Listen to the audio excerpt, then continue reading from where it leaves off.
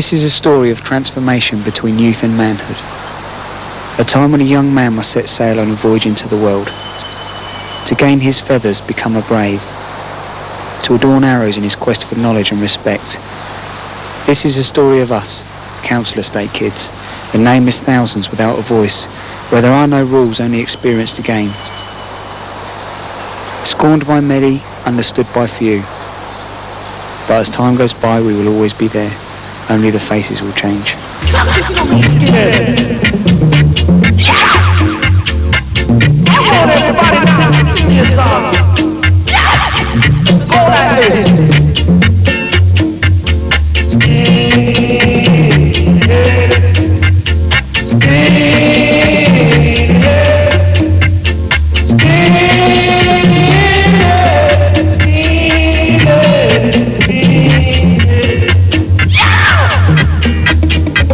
Skinhead to me is not like no movement. That's the last thing it is. To me, it's a way of life, man. It's a culture that I live by. It's about having pride in the way I look. It's about working for my living, earning everything I get. It's about going to reggae dances and having a good time, about enjoying the most multicultural culture in the world. Hey, watch out, there's some skinheads running around here.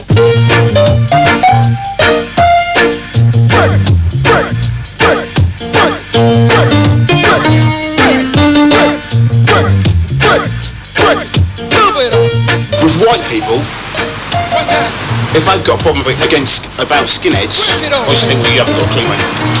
Do you know what I mean? You just haven't got a clue, really. You haven't looked into it at all. Do you know what I mean? It's as simple as that. There's a lot of different things.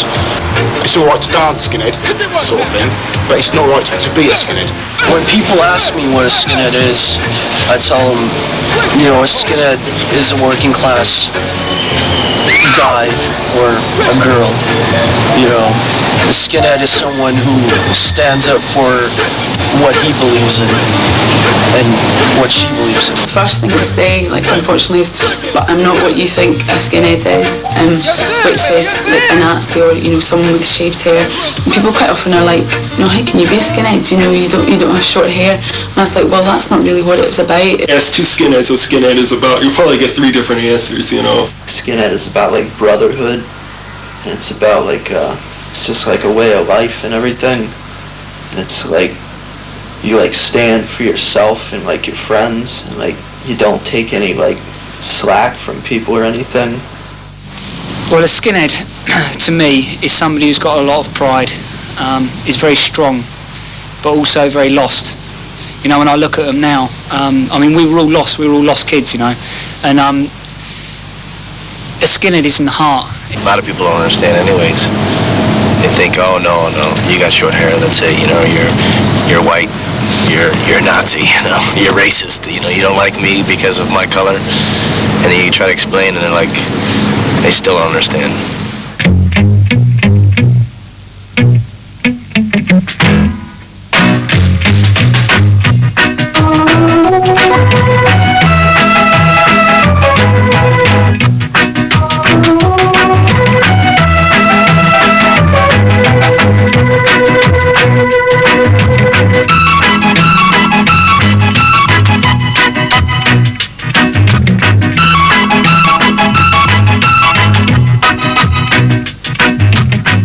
To me, it was about pride in myself, you know, pride in the clothes, pride in the estate, proud of what we could be proud of, really, because at that age you need something to latch onto. It's a feeling more than anything else, because it's hard to actually walk about life knowing people hate you, but still feeling pride in what you are.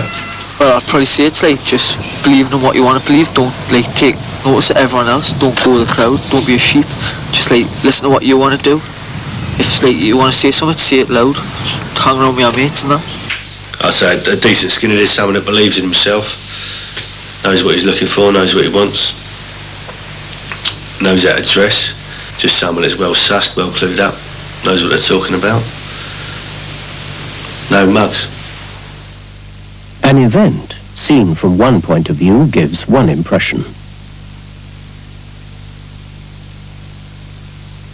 I find the media absolutely incredible because it is totally and utterly based on misinformation and lack of facts by people who have no understanding of the subject they're writing about. White working class males are an easy target. Seen from another point of view, it gives quite a different impression. It's that typical stereotype image of the muggy, bonehead, glue-sniffing, granny-mugging thug, you know what I mean? And he's just not like that. It's just complete myth. But it's only when you get the whole picture you can fully understand what's going on. If there are skinheads out there, which there obviously are, who have taken heed from what they've read in the newspapers to become skinheads, and become skinheads for the wrong reasons, and maybe gone around causing trouble for no reason, then the blame of that lies at the door of the media, because it's a monster they've created. I think really the media is probably the biggest enemy that the skinhead cult has ever seen. Every racist attack, every time the word skinhead comes up, and skinhead is used as a synonym for Nazi, whether it is a skinhead or not, whether it is a hooligan or whatever, even hippie, no matter what he looks like, skinhead is the word for it. Everybody thinks we're bad and we're whatever. We're evil and we're the last scum. Aren't we? Yeah. There's never going to be a bunch of footballers get together and take it to court. There's never going to be, you know, we're lower than Bengalis, really. Oh wait, I know what you're talking about. Skinhead girls and skinhead guys. They have those bald heads and they wear the big boots, right? Right? Yeah. And the way that you can recognize them out of a crowd is that they're burning a cross on your front lawn. They can think I'm a hooligan, they can think I'm a thug. I don't care, they can think what they like, it don't affect me, do you know what I mean? But the thought of somebody thinking that I'm a racist, that upsets me. I'm a skinhead. I ain't no Nazi. Y'all explain it to me now. I didn't know. I didn't know. You're just living an easy life by scapegoating all the skinheads, and then you can say, by looking into the mirror, well, I am not a racist because I don't have cropped hair. Skinhead, being crucified for the sins of others. It's sort of like a misinterpretation, you know, breaking the stereotype, you know, being crucified because people think of you as a certain way, breaking that stereotype and proudly holding the banner skins. I've read articles on skinheads in magazines and things like that, and they always say even the ones that aren't racist, you know, that hoodlums and will rob you, you know, eat your babies, shit like that. One law for them, another one for us, which I think is like the skinhead logo.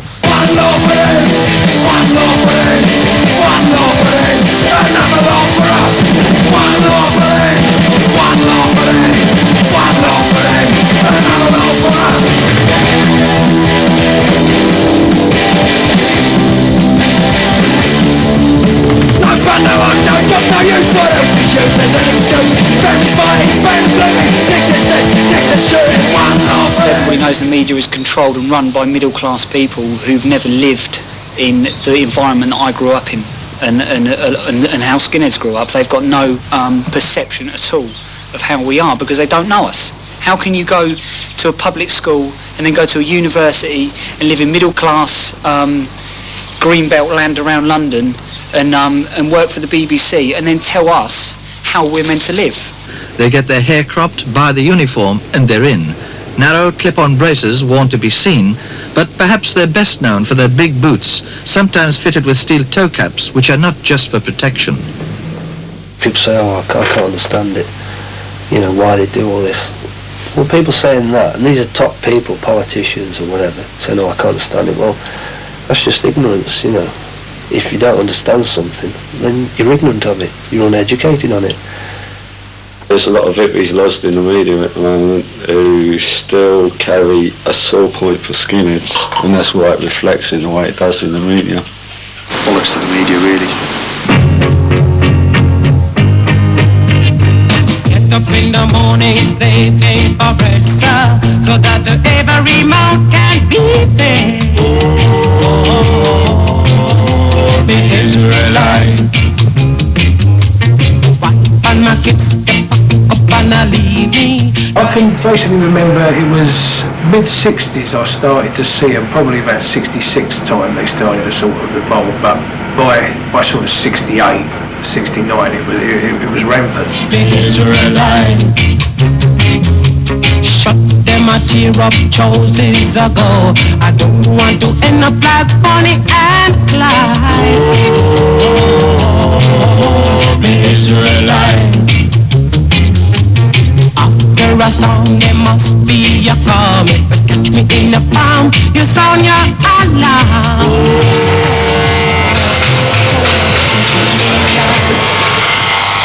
You can't really explain it unless you've done it. It was just one of those magic feelings. Well, the first time I got my haircut, I had a hat on, I took it off and they just fell on the floor laughing. So I was a bit gutted. Because they used to call me Gonzo with a big nose. It just made me look even bigger. I used to have long hair and that, and then I wasn't allowed to have my hair the way I wanted it and that. So I shaved it all off and I got hassled even more. My dad punched me in the face, and my mum quite liked it. You felt confident with yourself, but I mean, there's a lot of piss takers about it at the time. It's all, I'm in that playground chant, skinhead, skinhead over there, what's it like to have no hair? It just felt good, you know, it still feels good, you know, to like crop my hair and lace up a pair of ducks. I love it, you know. When I first shaved my head, it's like, I bicked it, you know, I like shaved it completely bald. So it was really good.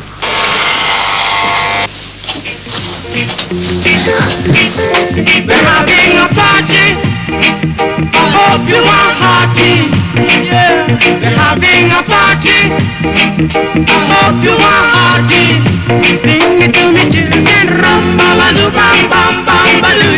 Rum ba ba doo bam bam. Intensify. Rum ba ba doo bam bam bam ba doo. Rum ba. The original skinheads evolved out of the mods.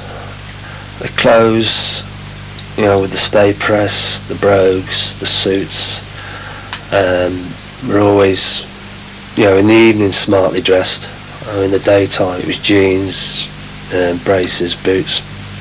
It goes from the sublime to the ridiculous, basically the style. I feel like 10 buttons on your suit is like very smart to the extremes of being snobbish.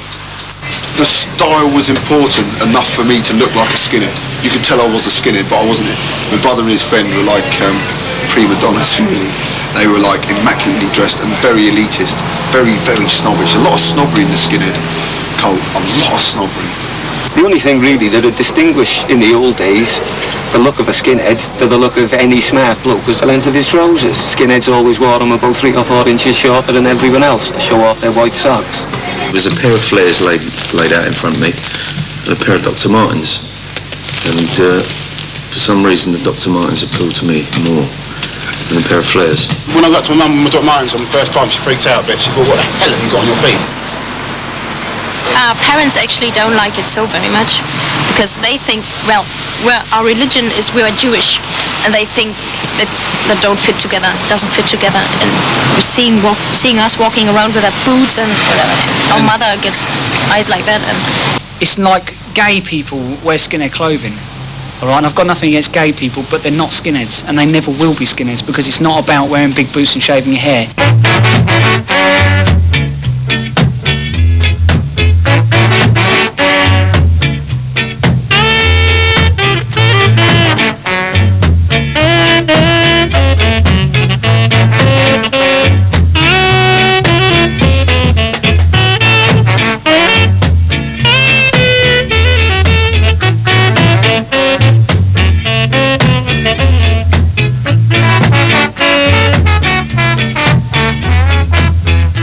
When I first turned skinhead, all the old skinheads were giving me their stuff and that's a real class gear at that time. When you was going through 77 you couldn't get so dog. You know, be army lightweights, outing jacket, Fred Perry t-shirts. I mean, those were the things that you could pick up in the shop. Didn't like when it kicked off, weird two-tone and what have you. You had a lot of gear that come out, but it come out labelled as mod wear. It's like you've got this big thing nowadays about skinheads only wear Levi 501s. But originally, any pair of jeans would do, like you'd wear Levi's, Wranglers, Lees, anything at all. Like, same with the shirts. People know, they say, oh, skinheads only wear Ben Shermans. Well, it's a load of rubbish, really. Like, originally, you wasn't even button-down shirts. It was just ordinary, plain white work shirts. When I went to school, you had to wear a white shirt. So, Ben Sherman, a white Ben Sherman looked much better than those sort of white nylon-y ones. As the 80s went on, going to scooter rallies and that, and you get lots more skinheads there. A lot more of them seem to be, dressed into the original style, which was really good. It seemed to come back in quite a big way. Even the punk skins, your National Front lot, they seem to be sort of trying to dress to the original style. It looks an extreme look when you see somebody with a boots, shaved head, and it's kind of hard to look nice and quiet when you look nasty, whether you are or not.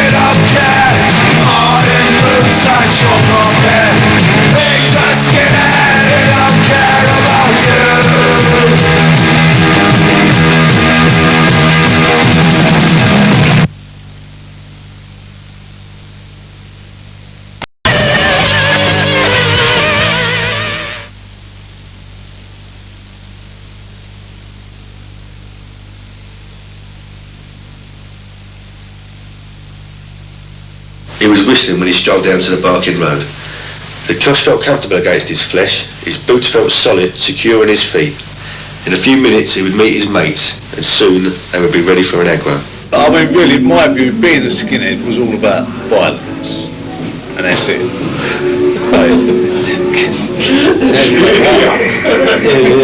Whether it was baggies, blacks, football supporters, whatever, violence.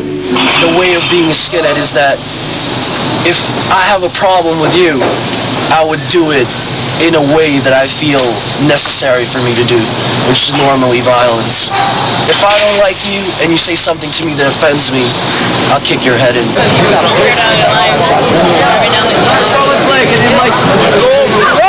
Oh shit!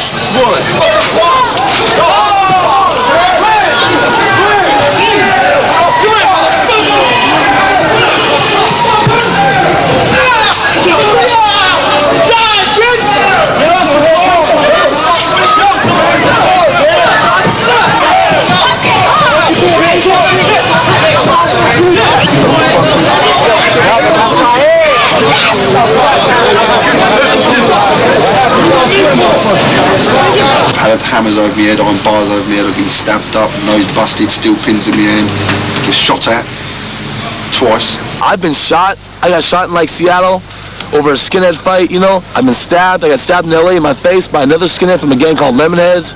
We're now Urban Boot Boys. Whatever, right?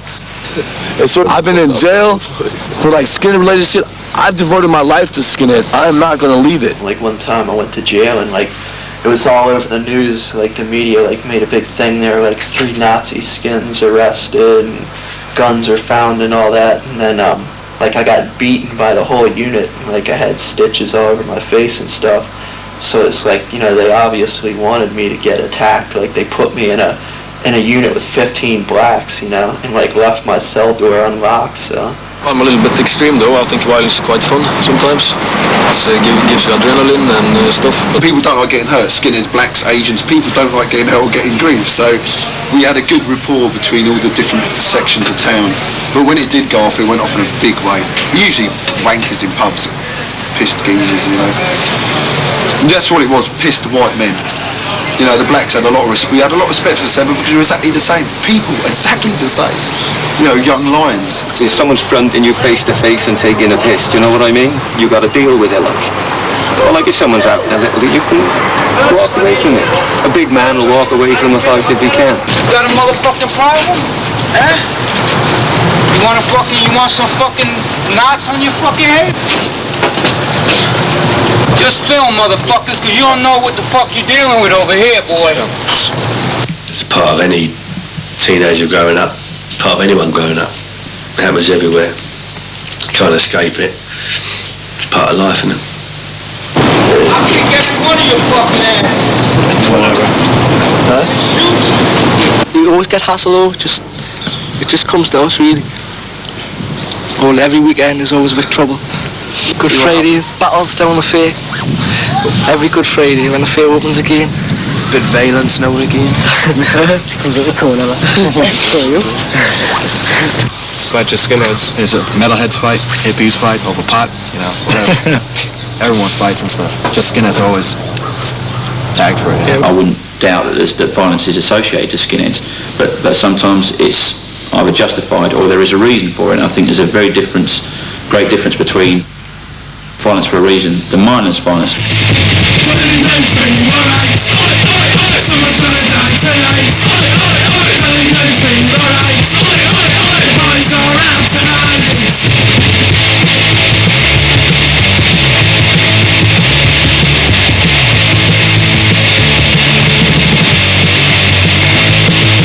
If the right wing or even the left wing decide that they're creating violence for a target and for a reason, then that's got to be a lot better than just hitting out at anybody for no reason at all.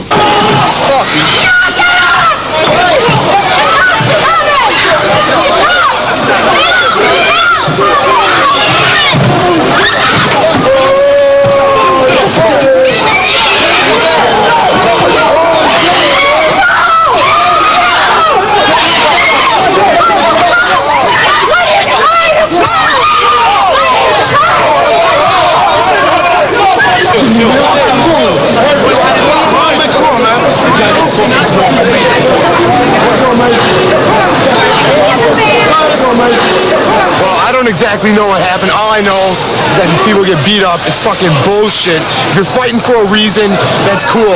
But obviously this isn't a reason. Obviously not. When you got 20 on one, that's not a fucking reason. I'm from Milwaukee. The Brew City, BCS, in our town, it doesn't happen like this. For real. Trust me, if you want to have a fun time, skinheads together, Milwaukee. Milwaukee, fucking Wisconsin. Can't believe this shit. They're doing us the whole fucking night.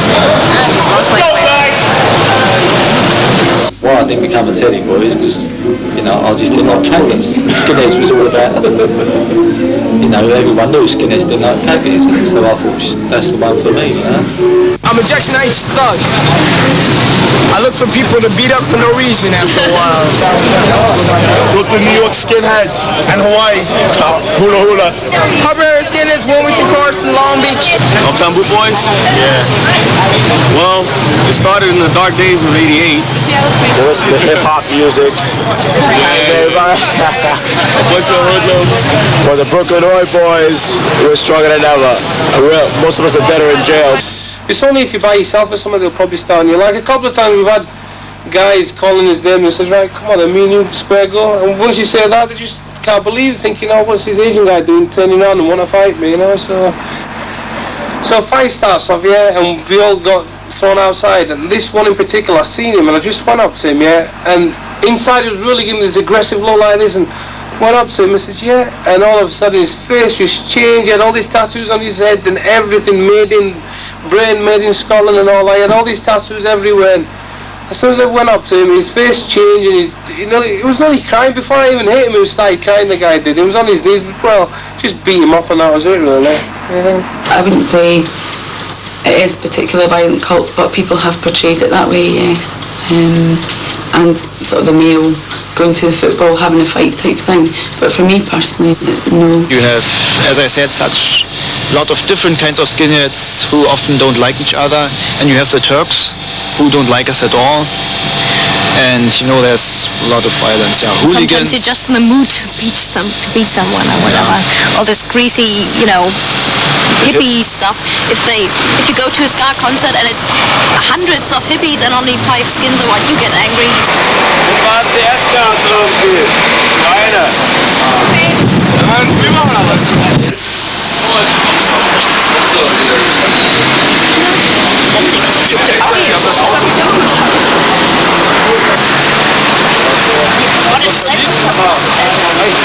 ja. Hast du mitgekriegt? Die Arschig haben CS-Gas aus der Wanne raus. Echt? Ja. Hier, willst du was abhaben? Nee, es geht schon. Was noch Wasser? Wer ist der Zweite? Wer hat noch was abhaben? Nee, mach nicht. Wasser schadet doch. Ich hab das oft noch mitgekriegt. Jetzt sag mal eins. What we have is unified power all over. If one of our friends got hit, if anybody, even if I knew a person, just one person, and that person got hit, all the skins are going to have to fight out. At first it was just a mob. We went to school together and hung out and sniffed glue and drunk beer and that sort of stuff. But as we grew older, that gang became a lot more violent and a lot more aggressive. We like to be remembered as the most violent verbal skinheads. That's how we like to be remembered, guys. No one else could be as violent as what we was. Lots of people, the only language they understand is like violence. When it comes to a big guy who wants to fuck you up, you can't sit there and talk to him. He'll just laugh at you and you lose respect. Yeah? Violence is a way to get respect. I think violence is fucking stupid because one day maybe you get killed or maybe you kill someone and it's not good. And it's okay to fight when you win, but one day you can't win, you know, and then you get fucking beaten up really bad. And I think that's the day people realize violence is not fun. Stop your running about. It's time you straighten right out. Stop your running around, making trouble in the town. Rudy, a message to you, Rudy, a message to you. It's like the same as any group, do you know what I mean? You go and a lot of people, you've got a fat one, you've got a nutter, you've got a pisshead, you've got everybody, it's just exactly the same, do you know what I mean? And if violence comes up, it's dealt with. Not by me, do you know what I mean, obviously.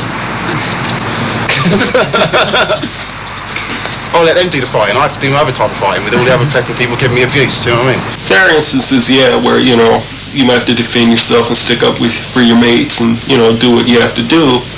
But, I think the movement generally be better off if more people thought, you know, more with their brains and less with their boots. There's always going to be morons no matter what you're involved in. So some skinheads are going to be violent, but it's not part of the criteria for being a skinhead. I want all you skinheads to get up on your feet.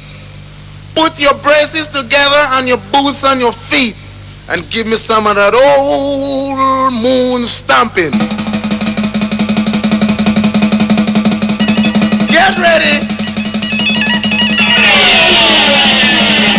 We got 3 million miles to reach on the moon. So let's start getting happy now. Ready? Yeah, yeah, yeah, yeah, yeah.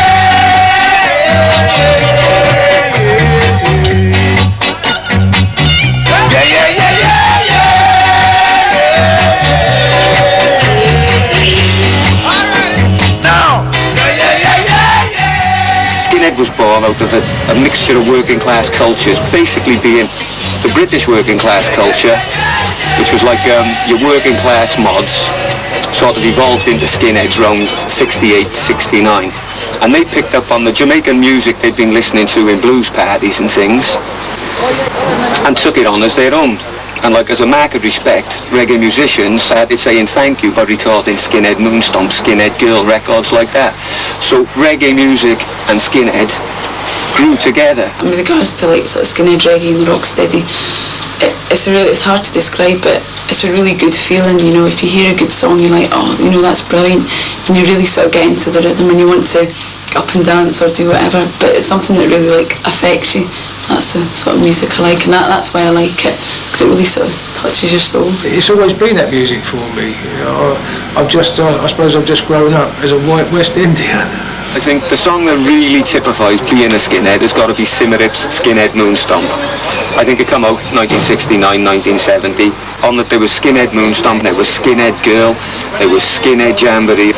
The whole album was dedicated to skinheads. The front cover was for skinheads. And for a group of Jamaican musicians to actively court the skinhead cult really emphasised the mixture of British and Jamaican cultures that had come together to make Skinhead what it was. You know, like every Skinhead firm had a few Caribs in, you know. A few sort of Jamaican guys. They all used to go to the same club. There was never any problem. When a skinhead walks down the street, every chick hop skips a beat. When a skinhead walks down the street, every chick hop skips a beat. Skinhead, skinhead, skinhead, skinhead. I always ask them, is there any skinheads in the audience? And they would say, yeah, quite a lot, and it makes me happy. When I see them, I know what I'm going to expect. I know, you get what I mean? So I do like skinheads coming to my shows. When a skinhead walks down the street, every chick hop skip a beat. Skinhead, skinhead, skinhead, skinhead. The chick that said that they're looking cute in the braces and the baba boot. The chick that said that they're looking cute in the braces and the baba boot. Skinhead, skinhead, skinhead. True skinheads, you know, they're into reggae music. They like Oi and stuff like that as well. You know, that's like homegrown music for skinheads, which we didn't have the first time round. No doubt, if there would have been Oi bands in '69, we'd have all been into stuff like that. You know what I mean? Oi is about having a laugh, having a say. Oi is a Cockney expression. Oi! Chosen few, this is what we think of you. Chosen few, this is what we think of you. Suburban rebels, man of race. You and me are the terrorists. You don't scare us with your badges and banners. You don't fuck all about every manners. We were like a punk generation, you know, we were angry and we wanted to, you know, we got together and we thought, fuck the world, do you know what I mean? And that's really what it was all about. And the sort of, the skinhead thing above anything is the only cult ever that's been true. Well, our music's just got a point, like a strong point about life for kids and all that. It's about kids on the street, so why shouldn't they listen to it? Now all the gangs about and all that, they're all just raving rappers, it's just a load of crap. So the Oi thing was more of an attitude. It is that sort of believe in yourself, stand up for yourself, fight for yourself attitude. And as long as people have got the not necessarily with society, but with the way they're told to do things, you're always going to have some form of Oi music. The only bad reputation Oi music has got, really, is because of the white noise bands, you know, the fascist punk bands. And they themselves don't call themselves Oi, they call themselves like nationalist rock or some sort of crap like that. But real Oi music, it's never had anything to do with, you know, fascist politics or anything like that. We never really associate ourselves with the Oi thing, although our music was very similar at the beginning to Oi and sort of skinhead kind of punk music, whatever. Skinheads in the papers, skinheads you just can't fall. The finished from blacks with baseball bats, races and vacuum roll. White dude picking up knives and bats, white dude ready for war. This is the West End used to it, but it's what's the girl of your door. Under the guard. Everything other than white pride is allowed to be pushed through, and even if you got, you know, you're allowed to have a cop killer on your television program saying, yeah, buy my records, I'm a big black murderer.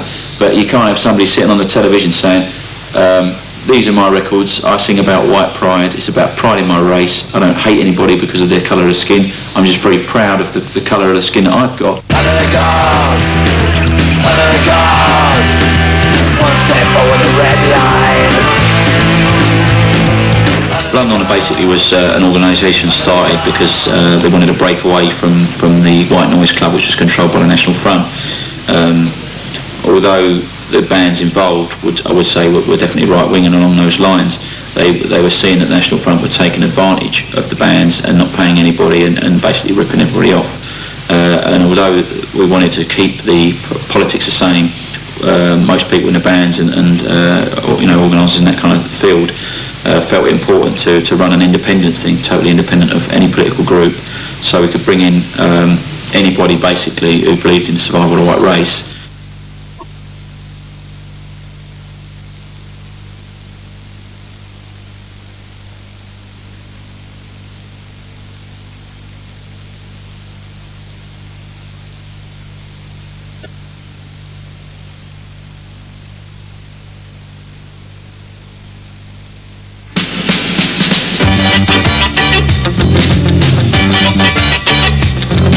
An earthquake is erupting, but not in Orange Street.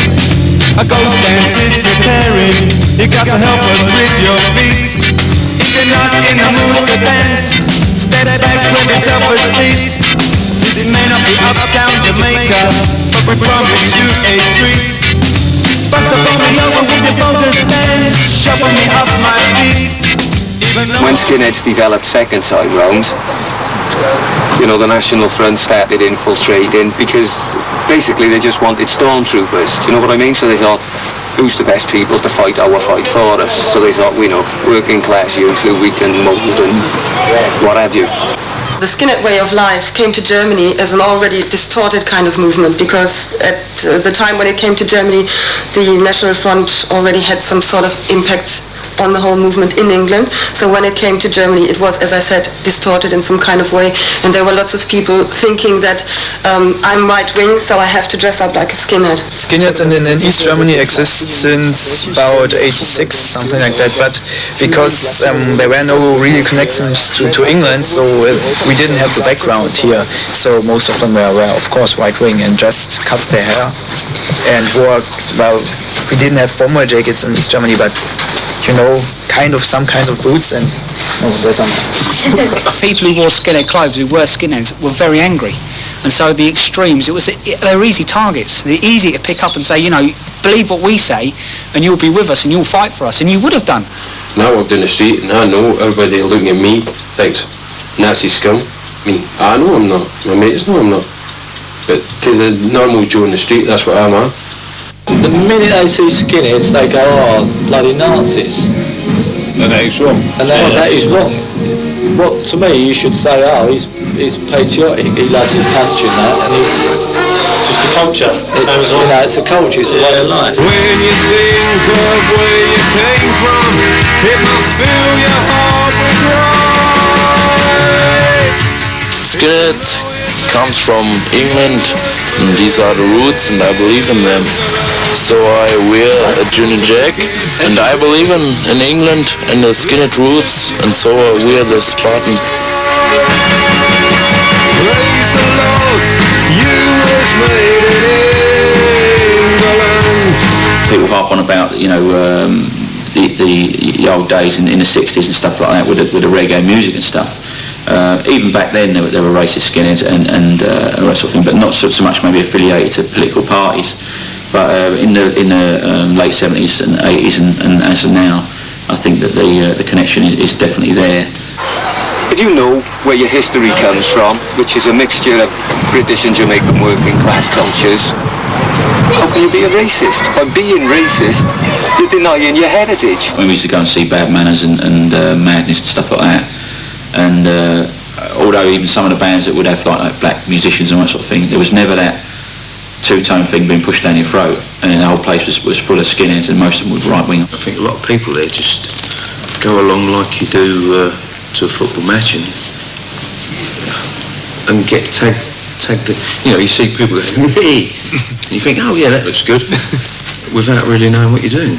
Politicians will go for the skinhead cult because of the passion involved in skinhead, so it's easy for an extreme party to grab hold of passionate kids and say, believe in us, and have passion, whether it be the Nazis, the lefties, the blooming ban the bombs, whoever it may be. I mean, I remember coming out of a Bad Manners gig in the Rainbow in North London, and there must be about 500 skinheads came out, and they all walked underneath this arch of Zeke Island and stuff, and a couple of blacks got beaten up and stuff, but there was a very high presence of right wing. There was never any suggestion of any left wing thing, even though the two-tone thing probably could be, you know, sort of traced back to the black and white business. But it's very difficult, you know, to do anything to promote racial harmony. I mean, we used to get a lot of stick for not really coming out with some sort of political agenda.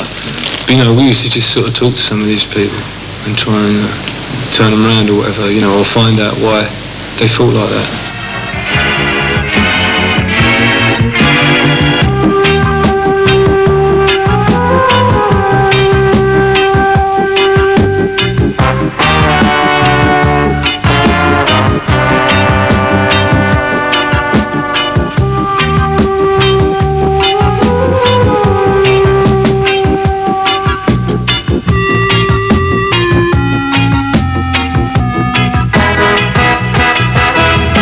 Politics is what's done most of the damage to the skinhead cult over the years.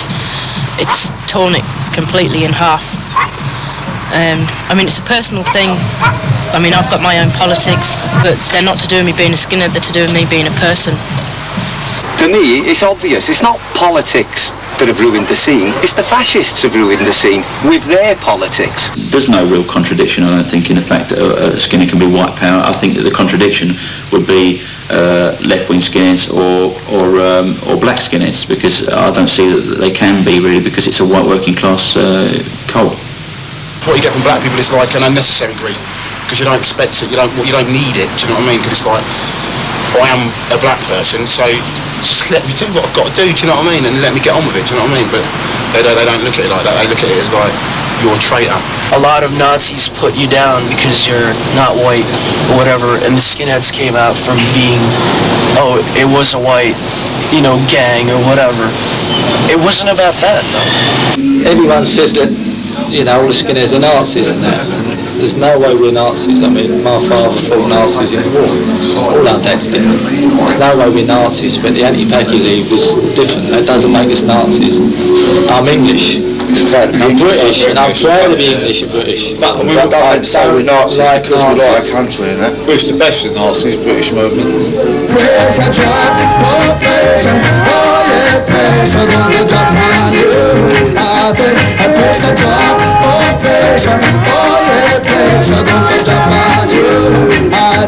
And when it's off, oh, you gotta feel it. Oh, what you were doing wrong. I say, and when it's off, oh, you gotta feel it. Oh, what you were doing wrong.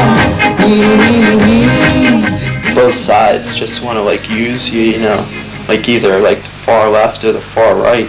Just want to like use skinheads like as scapegoats for whatever, you know what I mean? Just like the Klan want to use skinheads to do their dirty work or whatever, then there's like whatever else groups like the Anti-Nazi League want to use skinheads and everything. Most skinheads are right-wing, and possibly they don't choose to be right-wing, but they become skinheads, but they become right-wing because they're in a position to see things as other people don't. Rude boys stand and fight for the right to live in shanty town. Rude boys stand and fight for the right to live in shanty town. Jack, Nick, Diamond, fill up iron to your mother. Jack, Nick, Diamond. Skinheads Against Racial Prejudice started in '88 in New York. People like didn't understand it, you know, because in New York was weird times back then. It was really rough, you know, like even there were black Nazi skinheads, you know. CHAP is not an organisation. CHAP is just a statement for expressing the way you feel.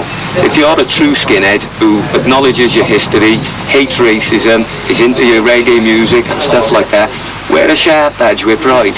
So Joe Public will see you with your badge on and think, oh, I got it wrong. Not all skinheads are racist. I think that the idea of CHAP was very important for the whole of Germany because it brought the idea, it published the idea that not every skinhead has necessarily to be a racist. But the problem was that people believed that by putting a CHAP badge on their jacket, it was some sort of movement.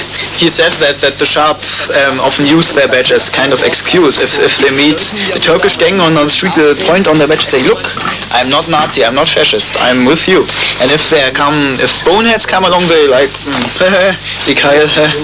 go along like that, you know. That's what he said. Well, we get attacks from both sides, from the sharps and even from the right wings too. So we actually really stand on our own.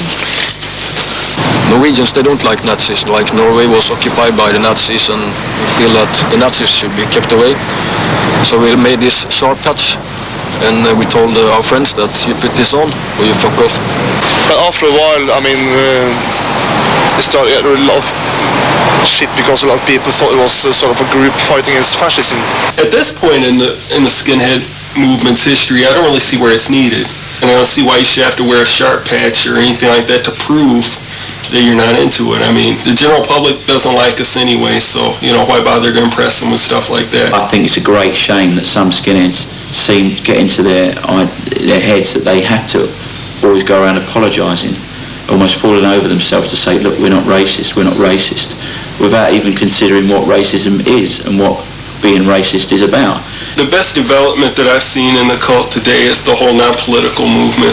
The fact that skinheads are like dropping politics generally, you know, like no racist element, no sharp, that skinheads are just interested in being skinheads, and I see that aspect really growing, and I think that's one of the best things about it. And if that'll continue to grow, maybe we can get things back to the way they were in 1969.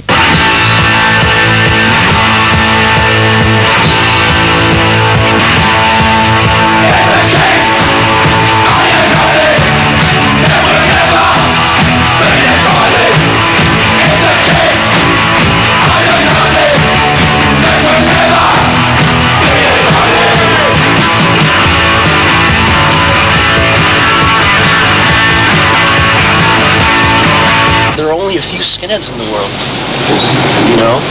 And I think we should just fucking get together, hang out, get rid of the politics. I would say to the Nazis, like, just tell the fucking Ku Klux Klan or whoever hires them to be grunts to just drop them. You know, they can think for themselves. I'll welcome you as a brother, as long as you don't put your politics on to me. I suppose the best thing you could say is, if you ain't got the nerve to stand by your roots, maybe it's time you hung up your boots. Because you're young, sharp as a knife, you need that buzz to come alive. Out on the edge, out on the town, you ain't got time to settle down. You're always sure, you're always right. You see it all in black and white. You never listen to anyone because you're young.